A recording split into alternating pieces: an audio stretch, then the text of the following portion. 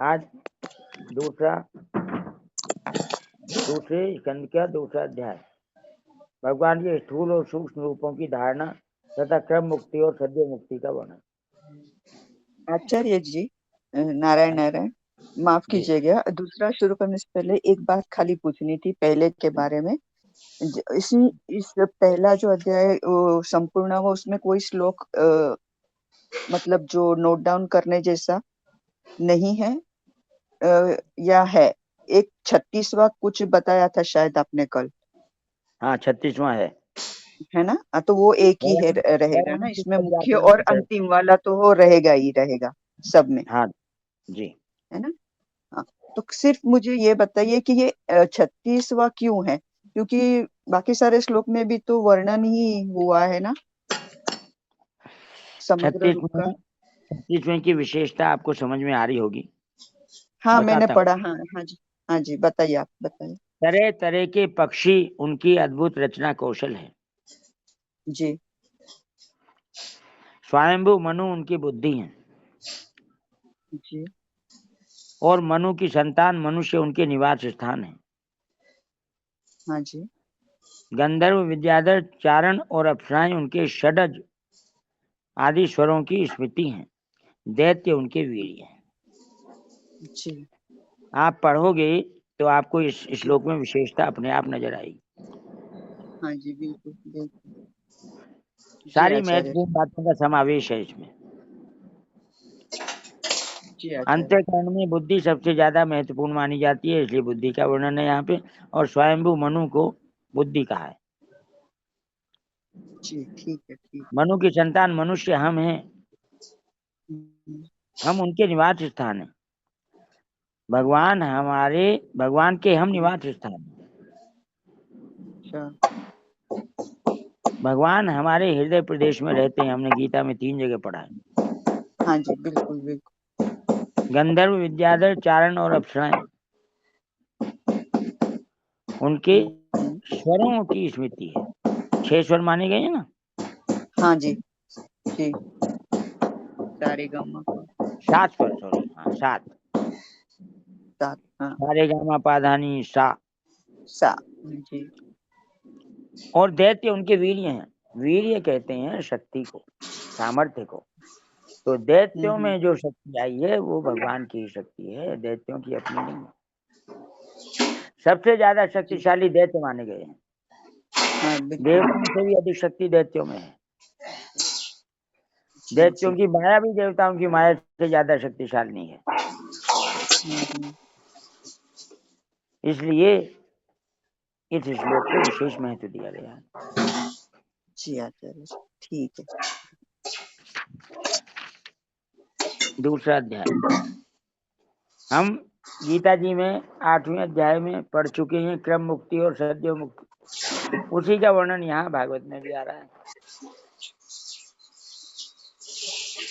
भगवान की कैसी कृपा है। वैसा ही सिमिलर प्रसंग दूसरी जगह भी मिल जाता है जिसको हम पढ़ रहे हैं। गीता और भागवत दोनों एक दूसरे के पूरक हैं। भागवत में लीला के माध्यम से बताया और गीता में उपदेश के माध्यम से बताया। दोनों जगह भगवान ही है। अथ द्वितीयोध्याय। भगवान के स्थूल और सूक्ष्म रूपों की धारणा तथा क्रम मुक्ति और सद्यो मुक्ति का वर्णन। श्री शुक उवाच एवं पुरा धारणयात्मयोनिर्नष्टां स्मृतिं प्रत्यवरुध्य तुष्टात् तथा ससर्जेदमोघदृष्टिर्यथाप्ययात् प्राग व्यवसाय बुद्धि। श्री सुखदेव जी कहते हैं, सृष्टि के प्रारंभ में ब्रह्मा जी ने इसी धारणा के द्वारा प्रसन्न हुए भगवान से वह सृष्टि विषयक स्मृति प्राप्त की थी जो पहले प्रलय काल में विलुप्त हो गई थी। इससे उनकी दृष्टि अमोघ और बुद्धि निश्चयात्मिका हो गई। तब उन्होंने इस जगत को वैसे ही रचा जैसे कि यह प्रलय के पहले था।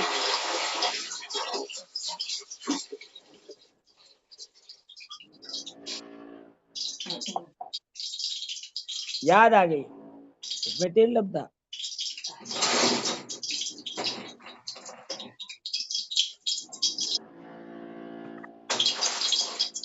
दूसरा श्लोक, शाब्दस्य ही ब्रह्मण एष पंथा यन्नाम अभिध्यायति धीर पार्थैः परिभ्रमणस्तत्र न विदन्ते अर्थान् मायामये वासनयाशयानः। वेदों की वर्णन शैली ही इस प्रकार की है कि लोगों की बुद्धि स्वर्ग आदि निरर्थक नामों के फेर में फंस जाती है। स्वर्ग को निरर्थक नाम कहा है। स्वर्ग से लेके ब्रह्मलोक तक जितने नाम है सब निरर्थक हैं, सार्थक तो एक भगवान ही है।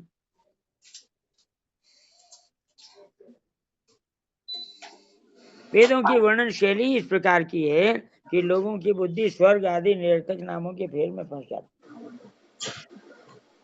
जीव वहां सुख की वासना में स्वप्न सा देखता हुआ भटकने लगता है, किंतु उन माया में लोकों में कहीं भी उसे सच्चे सुख की प्राप्ति नहीं होती। अतः कविर्नाम सुयावदर्थः स्यादप्रमत्तो व्यवसाय बुद्धि सिद्धेन्यथार्थेन यतेत तत्र परिश्रमं तत्र समीक्षमाणः। इसलिए विद्वान पुरुष को चाहिए कि वह विविध नाम वाले पदार्थों से उतना ही व्यवहार करे जितना प्रयोजनीय हो। अपनी बुद्धि को उनकी निस्सारता के निश्चय से परिपूर्ण रखे और एक क्षण के लिए भी असावधान न हो। यदि संसार के पदार्थ प्रारब्धवश बिना परिश्रम के यूं ही मिल जाएं, तब उनके उपार्जन का परिश्रम व्यर्थ समझकर उनके लिए कोई प्रयत्न न करे। कितनी बढ़िया बात। शास्त्रों में आया है कि व्यवहार जो है, परिश्रम जो है, वह केवल जीवन यापन के लिए जीवन यापन होने तक के लिए सीमित है। जीवन यापन का प्रबंध अगर हो गया है तो फिर व्यवहार में ना फंसकर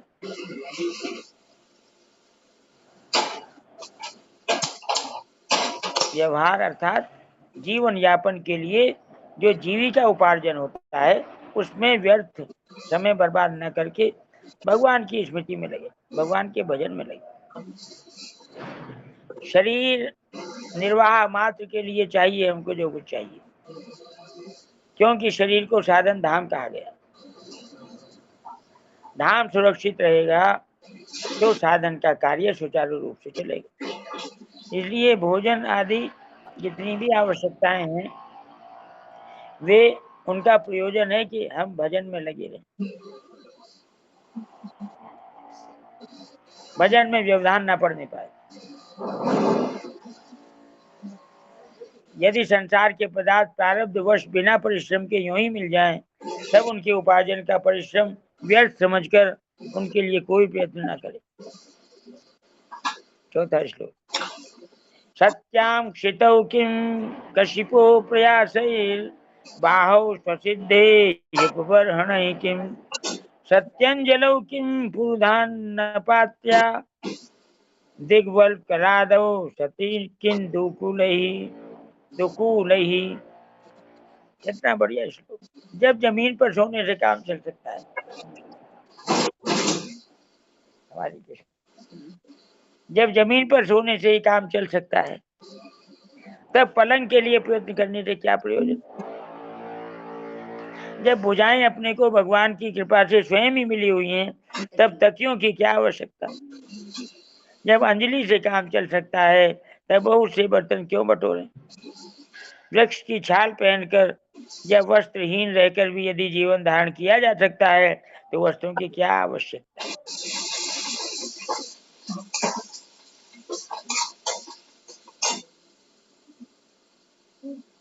पांचवा श्लोक, चीराणि किं पथि न सन्ति दिशन्ति भिक्षां नैवाङ्घ्रिपाः परिभृतः सरितोप्यशोष्यन् रुद्धा गुहा किमजितोवति नोपसन्नान् तस्मात् भजन्ति कवयो धन दुर्मदान्धान्। 5वें श्लोक में कहा है, पहनने को क्या रास्तों में चिचड़े नहीं है। भूख लगने पर दूसरों के लिए शरीर धारण करने वाले वृक्ष या फल फूल की भिक्षा नहीं देते। जल चाहने वालों के लिए नदियां क्या बिल्कुल सूख गई हैं? रहने के लिए क्या पहाड़ों की गुफाएं बंद कर दी गई हैं? अरे भाई, सब ने सही, क्या भगवान भी अपने शरणागतों की रक्षा नहीं करते? ऐसी स्थिति में बुद्धिमान लोग भी धन के नशे में चूर घमंडी धनियों की चापलूसी क्यों करते?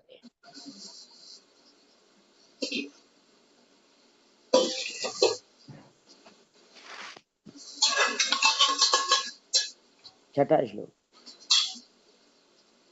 एवं स्वचित्ते स्वतएव सिद्ध आत्मा प्रियोर्थो भगवान अनंत तम निर्वृतो नियतार्थो भजेत संसार हेतु परमश्च यत्र।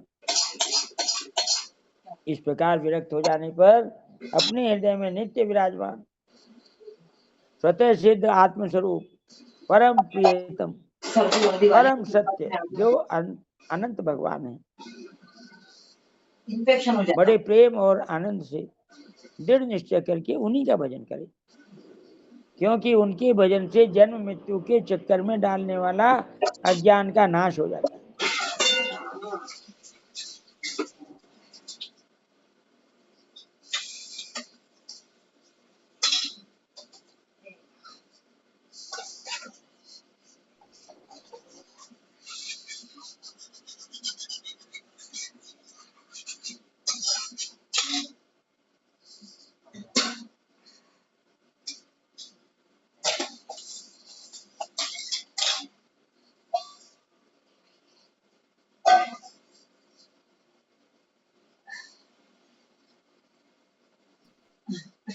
आचार्य जी आप म्यूट हो आचार्य गए। जी म्यूट हैं आप। आवाज नहीं आ रही है। 7वां श्लोक, सब भी बंद कर दो, आचार्य जी बोल रहे हैं। कस्तां त्वनादृत्य परानुचिंता मृते पशून सतीं नाम युञ्जात् पश्यन् जनं पतितं वैतरण्यां स्वकर्मजान् परितापाञ्जुषाणम्।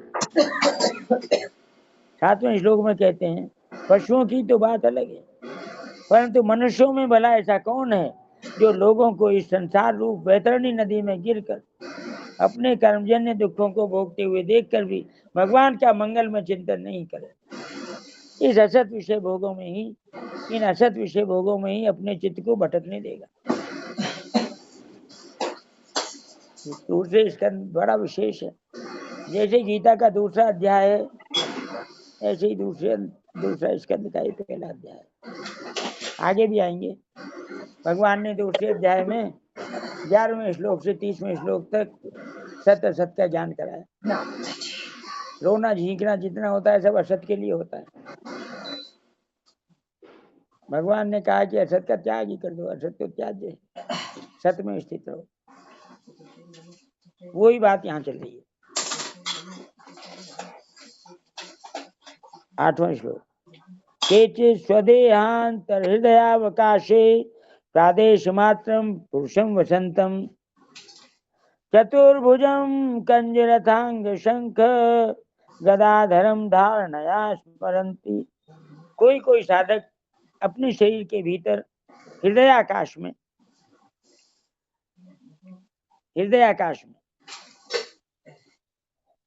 विराजमान भगवान के प्रादेश मात्र स्वरूप की धारणा करते हैं। वे ऐसा ध्यान करते हैं कि भगवान की 4 भुजाओं में शंख चक्र गदा और पद्म है। 9वां श्लोक, प्रसन्न वक्त्रम नलिनायते क्षणम कदम्ब किंजल्क पिशंग वाससम लसन महारत्न हिरण्यमयांगदम स्फुरन महारत्न किरीट कुंडलम। भगवान के स्वरूप का वर्णन चल रहा है। 4 भुजाओं में शंख गदा और पद्म है।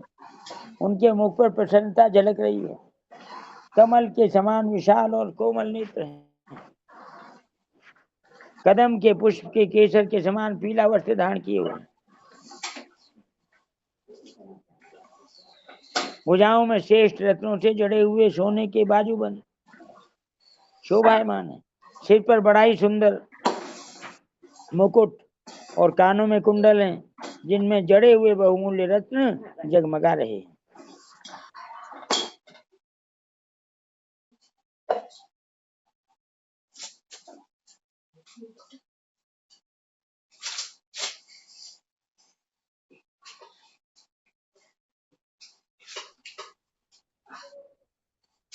दसवां श्लोक। नारायण नारायण।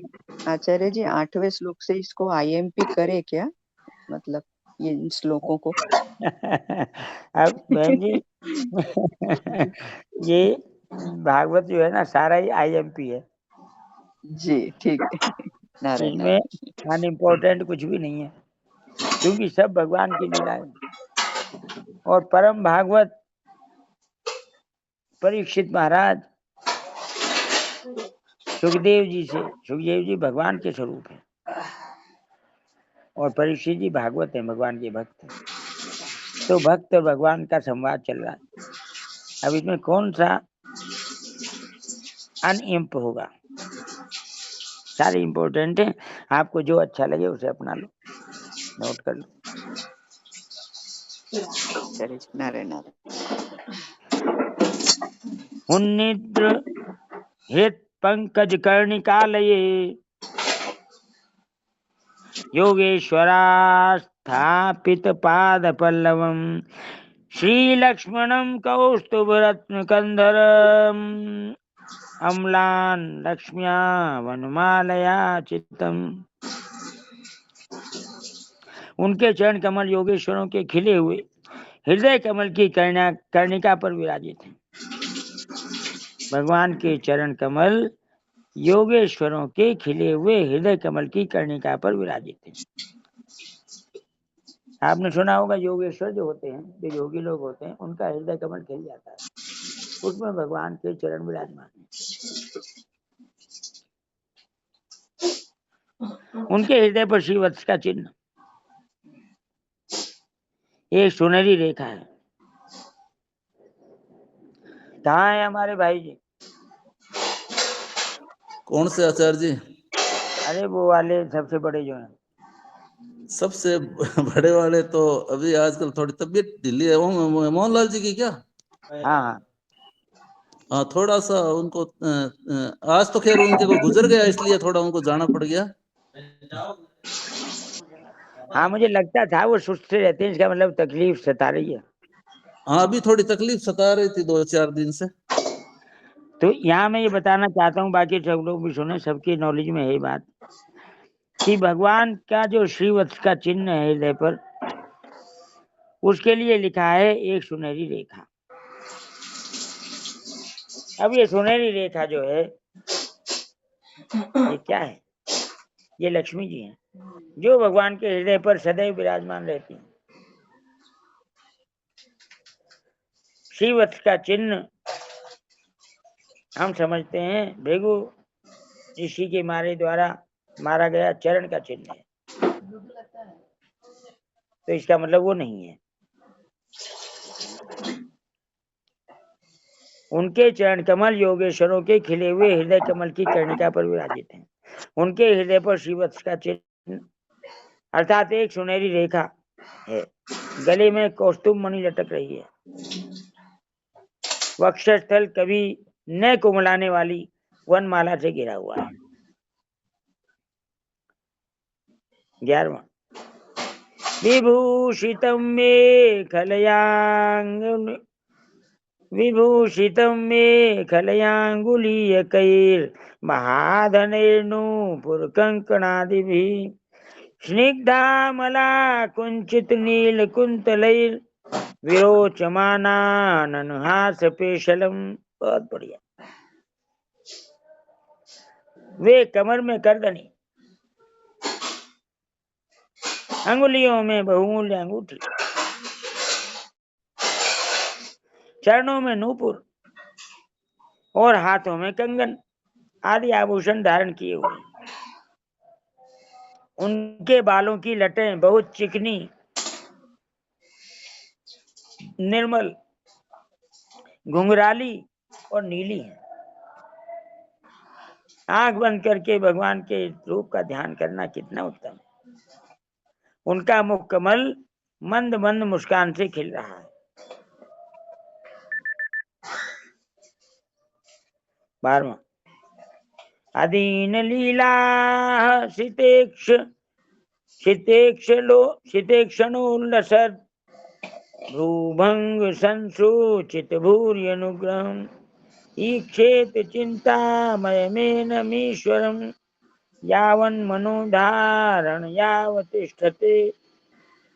लीलापूर्ण उन्मुक्त हास्य और चितवन से शोभायमान भवों के द्वारा वे भक्त जनों पर अनंत अनुग्रह की वर्षा कर रहे हैं। जब तक मन इस धारणा के द्वारा स्थिर न हो जाए तब तक बार बार इन चिंतन स्वरूप भगवान को देखते रहने की चेष्टा करनी चाहिए।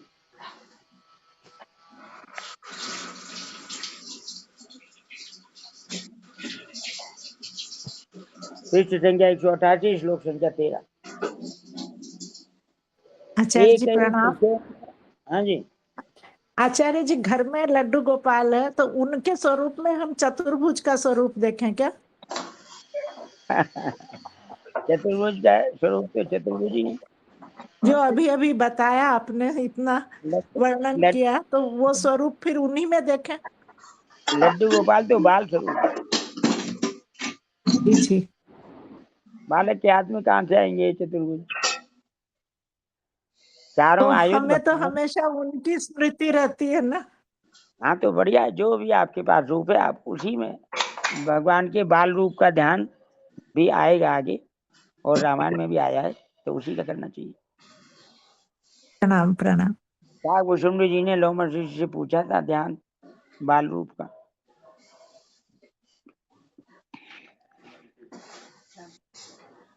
एकैकशोऽङ्गानि धियानुभावयेत् पादादि यावद् हसितं गदावृतः जितं जितं स्थानमपोह्य धारयेत् परम परम शुद्ध्यति धीर यथा यथा। भगवान के चरण कमलों से लेकर उनके मुस्कान युक्त मुख कमल पर्यंत समस्त अंगों की एक एक करके बुद्धि के द्वारा धारणा करनी चाहिए। जैसे जैसे बुद्धि शुद्ध होती जाएगी वैसे वैसे चित्त स्थिर होता जाएगा।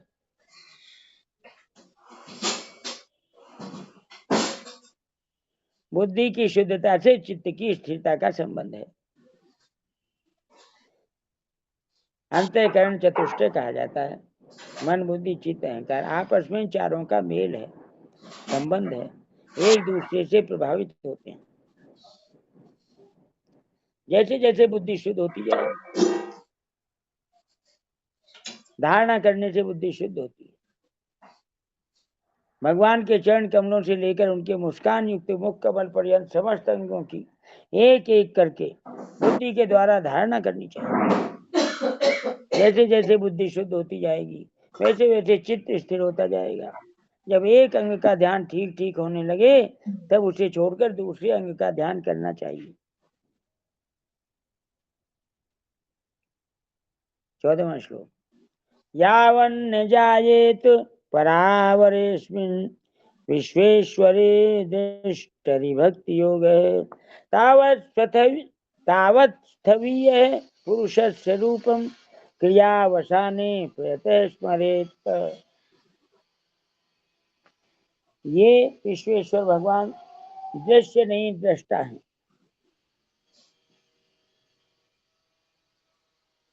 दृश्य नहीं दृष्टा है, ये दिखाने वाले हैं, देखने वाले नहीं। ये विश्वेश्वर भगवान दृश्य नहीं दृष्टा है। सगुण निर्गुण सब कुछ इन्हीं का स्वरूप है। जब तक इनमें अनन्य प्रेम में भक्ति योग न हो जाए तब तक साधक को नित्य नैमित्तिक कर्मों के बाद एकाग्रता से भगवान के उपर्युक्त स्थूल रूप का ही चिंतन करना चाहिए। स्थिरम सुखम चासनमाश्रितो यतिर यदा जिहासुरी ममंगलोकम काले च देशे च मनो न सज्जयेत प्राणान नियच्छेन मनसा जितासु। परीक्षित, जब योगी पुरुष इस मनुष्य लोक को छोड़ना चाहे तब देश और काल में मन को न लगाए।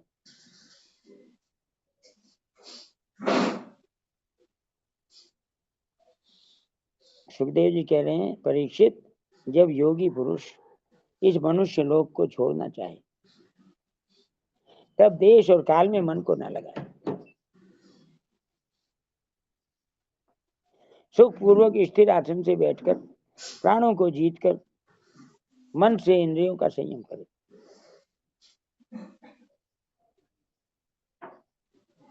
बुद्धि और चित्त की बात हो गई ऊपर, अब मन की बात चल रही। हे परीक्षित, जब योगी पुरुष इस मनुष्य लोक को छोड़ना चाहे तब देश और काल में मन को न लगाए।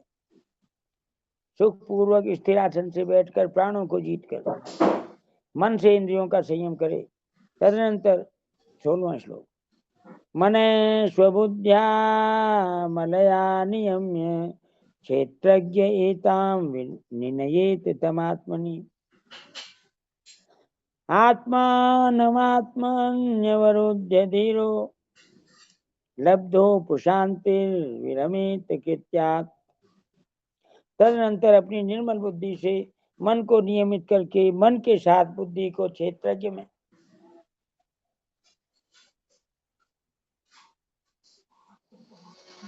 और क्षेत्रज्ञ को अंतरात्मा में लीन कर दे।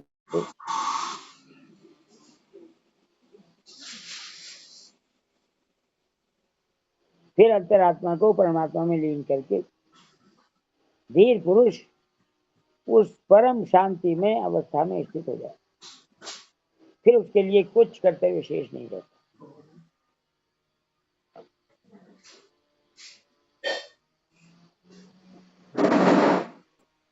नारायण ये जरा समझाइए। 17वां श्लोक, न यत्र कालो निमिषां परे प्रभु कुतो नु देवा जगतां ईशिरे न यत्र सत्वं न रजस्तमश्च न वै विकारो न महान प्रधानम। इस अवस्था में सत्वगुण भी नहीं है, रजोगुण और तमोगुण की तो बात ही क्या है। इस अवस्था में सत्वगुण भी नहीं है, ये गुणातीत अवस्था है।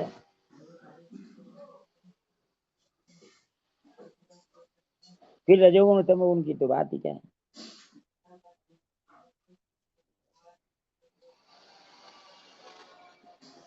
अहंकार महत्त्व और प्रकृति का भी वहां अस्तित्व नहीं है।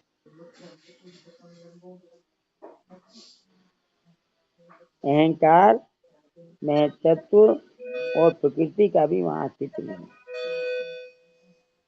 उस स्थिति में जब देवताओं के नियामक काल की भी दाल नहीं गलती तब देवता और उनके अधीन रहने वाले प्राणी तो रह ही कैसे सकते हैं। 18वां श्लोक, परम पदम वैष्णवमामनन्ति तद यन्नेति नेतीत्य तदुत्शिक्षवः विसृज्य दौरात्म्यमनन्य सौहृदा हितोपगुह्यार्ह पदम पदे पदे। योगी लोग ये नहीं नेति नेति कहते हैं। इस प्रकार परमात्मा से भिन्न पदार्थों का त्याग करना चाहते हैं, प्रकृति का त्याग करना चाहते हैं और शरीर तथा उसके संबंधी पदार्थों में आत्मबुद्धि का त्याग करके हृदय के द्वारा पद पद पर भगवान के जिस परम पूज्य स्वरूप का आलिंगन करते हुए अनन्य प्रेम से परिपूर्ण रहते हैं, वही भगवान विष्णु का परम पद है। इस विषय में समस्त शास्त्रों की सम्मति है।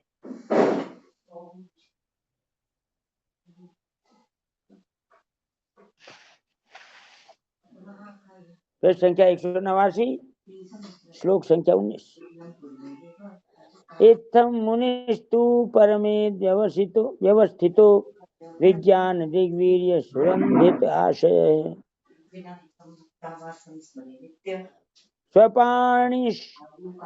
स्वपाषिणना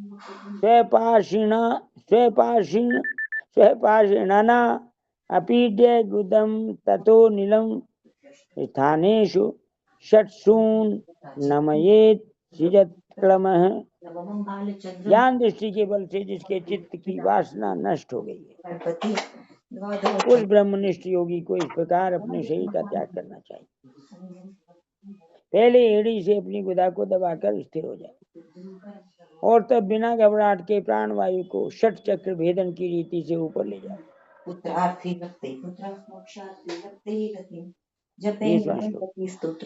नाभ्याम स्थितम हृद यदिरोप्य तस्मात् उदान गत्यो रसितम नयेन मुनि ततोनुसंधाय धिया मनस्वी स्वतालुमूलम शनकैर्नयेत।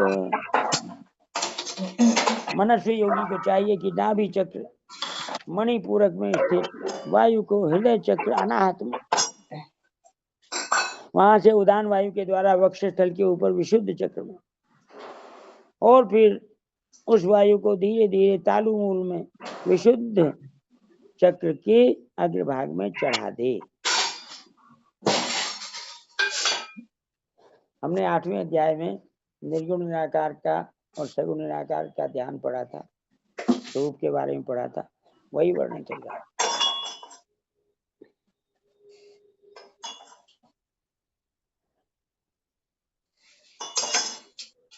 इक्कीसवां श्लोक। तस्माद् भ्रुवोरन्तरमुन्नयेत निरुद्ध सप्तायतनोऽनपेक्ष स्थित्वा मुहूर्तार्धमकुण्ठदृष्टि निर्भिद्य मूर्धन विसृजेत परं गतः। तदनंतर 2 आंख, 2 कान, 2 नासा छिद्र और मुख, इन 7 छिद्रों को रोककर उस तालु मूल में स्थित वायु को भौं के बीच आज्ञा चक्र में ले जाए। यदि किसी लोक में जाने की इच्छा ना हो तो आधी घड़ी तक उस वायु को वहीं रोककर स्थिर लक्ष्य के साथ उसे सहस्रार में ले जाकर परमात्मा में स्थित हो जाए। इसके बाद ब्रह्मरंध्र का भेदन करके शरीर इंद्रिय आदि को छोड़ दे। क्या हुआ भाई?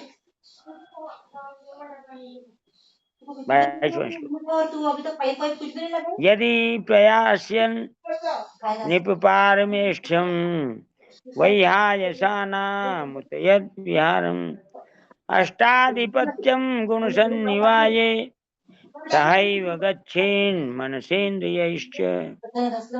परीक्षित, यदि योगी की इच्छा हो कि मैं ब्रह्मलोक में जाऊं, 8 सिद्धियां प्राप्त करके आकाशचारी सिद्धों के साथ विहार करूं, अथवा त्रिगुण में ब्रह्मांड के किसी भी प्रदेश में विचरण करूं, तो उसे मन और इंद्रियों को साथ ही लेकर शरीर से निकलना चाहिए। वहां पे गिरता ना तो 2-3 दिन में एक बार घसना पड़ता। आज है ना ये वाली टोकरी, वो टोकरी भी नीचे रखिए, पानी में से उल्टी मार दे उसको बाहर। योगेश्वराणाम गतिमाहुरन्तर्बहिस्त्रिलोक्या पवनान्तरात्मनाम न कर्मविष्टाम गतिमाप्नुवन्ति विद्या तपो योग समाधि भाजाम। योगियों का शरीर वायु की भांति सूक्ष्म होता है। उपासना, तपस्या, योग और ज्ञान का सेवन करने वाले योगियों को त्रिलोकी के बाहर और भीतर सर्वत्र स्वच्छंद रूप से विचरण करने का अधिकार होता है। केवल कर्मों के द्वारा इस प्रकार बेरोक टोक विचरना नहीं हो सकता।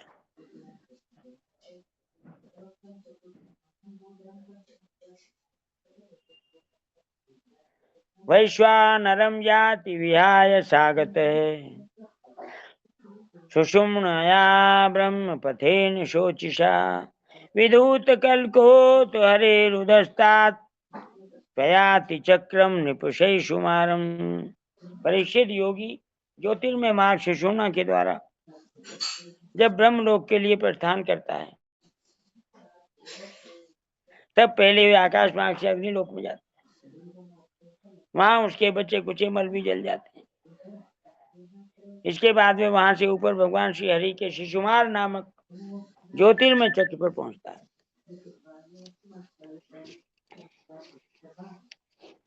जो बात गीता जी के 24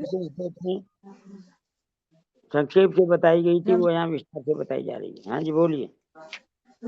ये जो 20वां 21वां श्लोक है, तो यदि इसका रोज अभ्यास करना पड़ेगा जब ब्रह्म से प्राण छूटेंगे? प्राण जब छूटेंगे तब छूटेंगे, अभ्यास तो पहले ही करना पड़ेगा। अच्छा, तो अभ्यास में लाते रहना चाहिए इसको, ऐसा हम पूछ रहे थे ना। बहन जी बिना अभ्यास के अंत समय में कैसे होगा। अच्छा ठीक है, जी। पृष्ठ संख्या 190 श्लोक संख्या 25। तद्विश्वनाभिं त्वतिवर्त्य विष्णु रणीयसा विरजेनात्म नैकः नमस्कृतं ब्रह्मविदामुपैति कल्पायुषो यद विबुधा रमन्ते। भगवान विष्णु का यह शिशुमार चक्र विश्व ब्रह्मांड के भ्रमण का केंद्र है। उसका अतिक्रमण करके अत्यंत सूक्ष्म एवं निर्मल शरीर से वह अकेला ही महलोक में जाता है। वह लोग ब्रह्मवेत्ताओं के द्वारा भी वंदित है और उसमें कल्प पर्यंत जीवित रहने वाले देवता विहार करते रहते हैं।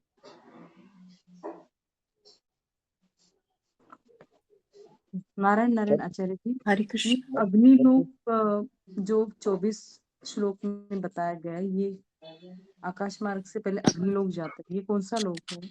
हाँ अग्निलोक, अर्ची लोक भी कहते हैं इसको, अग्निलोक भी कहते हैं।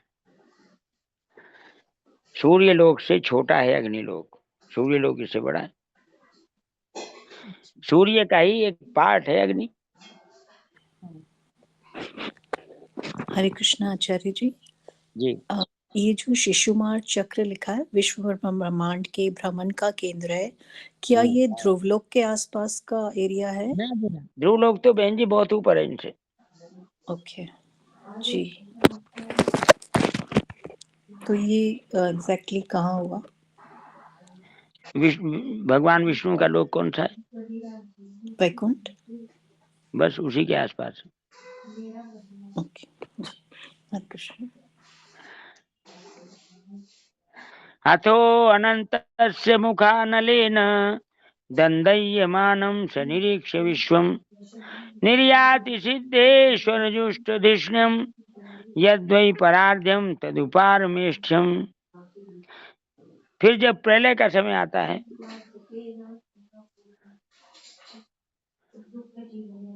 तब नीचे के लोगों को शेष के मुख से निकली हुई आग के द्वारा भस्म होते देख वह ब्रह्मलोक में चला जाता है।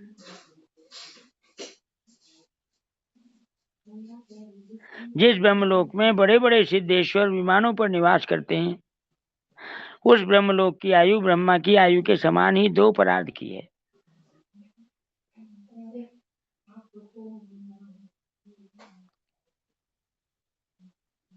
सत्ताईसवां श्लोक। न यत्र शोको न जरा न मृत्युर नार्तिर न चोद्वेग ऋते कुतश्चित् यच्चित् ततोदय कृपया निदम विदाम दुरंत दुख प्रभवानुदर्शनात्। वहां न शोक है न दुख, न बुढ़ापा है न मृत्यु। फिर वहां किसी प्रकार का उद्वेग या भय तो हो ही कैसे सकता है। वहां यदि दुख है तो केवल एक बात का,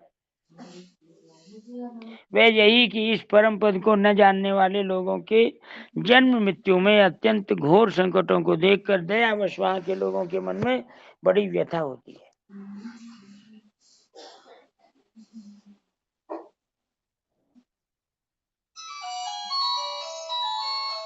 28वां श्लोक। ततो विशेषं प्रतिपद्य निर्भयस् तेनात्मनापो नलमूर्तिरत्वरन् ज्योतिर्मयो वायुमुपेत्य काले वायवात्मनाखम बृहदात्मलिंगम। सत्यलोक में पहुंचने के पश्चात वह योगी निर्भय होकर अपने सूक्ष्म शरीर को पृथ्वी से मिला देता है और फिर उतावली न करते हुए 7 आवरणों का भेदन करता है। पृथ्वी रूप से जल को और जल रूप से अग्नि में आवरणों को प्राप्त होकर वे ज्योति रूप से वायु रूप आवरण में आ जाता है और वहां से समय पर ब्रह्म की अनंतता का बोध कराने वाले आकाश रूप आवरण को प्राप्त करता है।